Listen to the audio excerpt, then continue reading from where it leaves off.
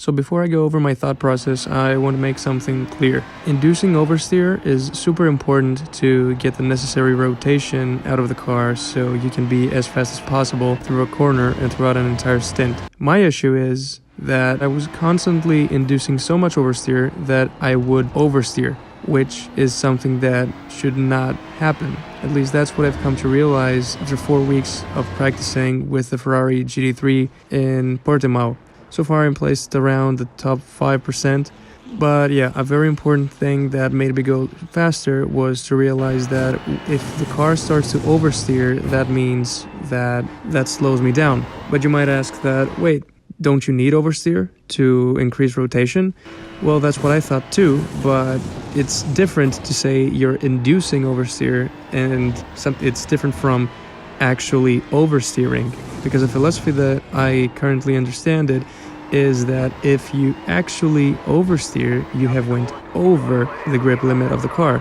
The tires started to overheat, basically. So you should always be close to oversteering the car, but never actually oversteering.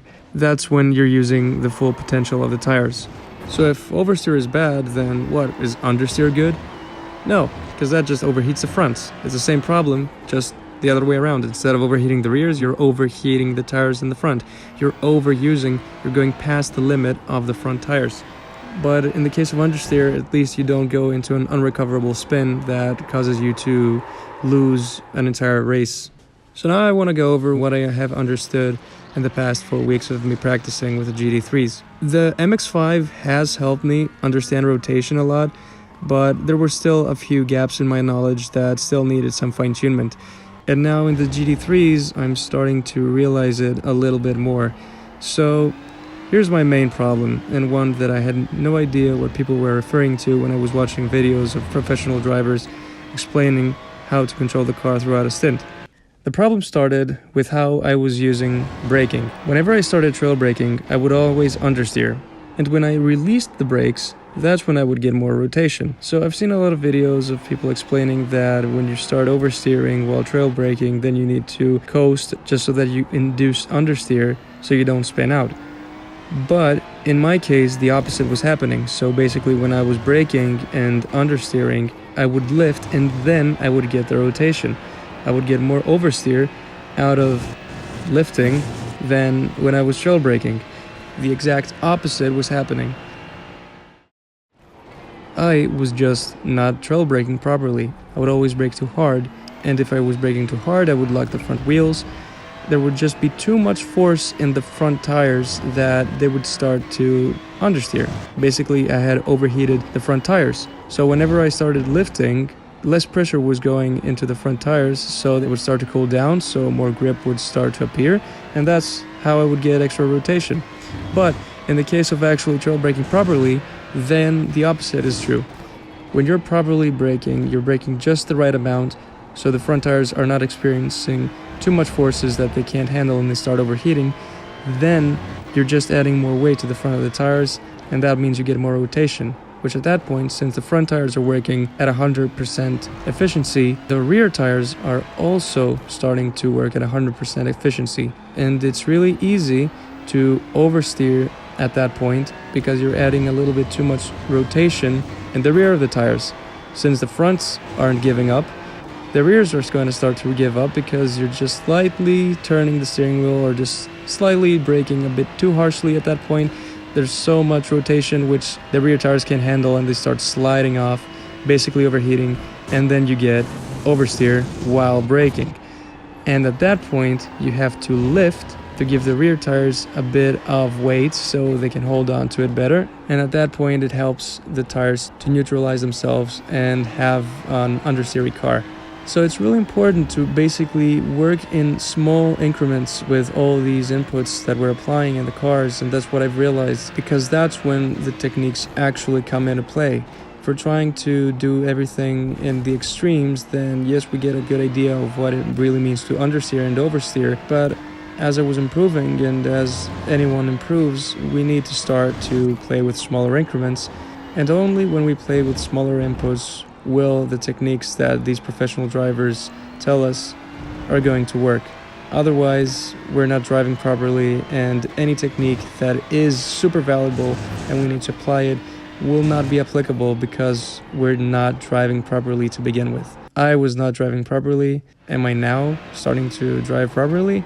I can say that I'm definitely driving better than before, but obviously I'm still missing almost a second of lap time to be considered like in the top 0.3%.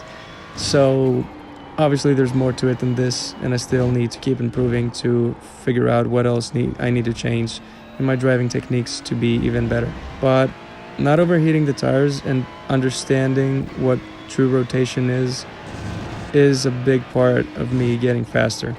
For the longest of times, I thought that I needed to oversteer the car, not realizing that if the car starts oversteering, then it has went over the rear tire's limits. The same thing with understeer. And as soon as I realized that true rotation means that the rear tires and the front tires are working together to rotate the car without abusing any of the two, that's when I got faster. And I keep getting faster.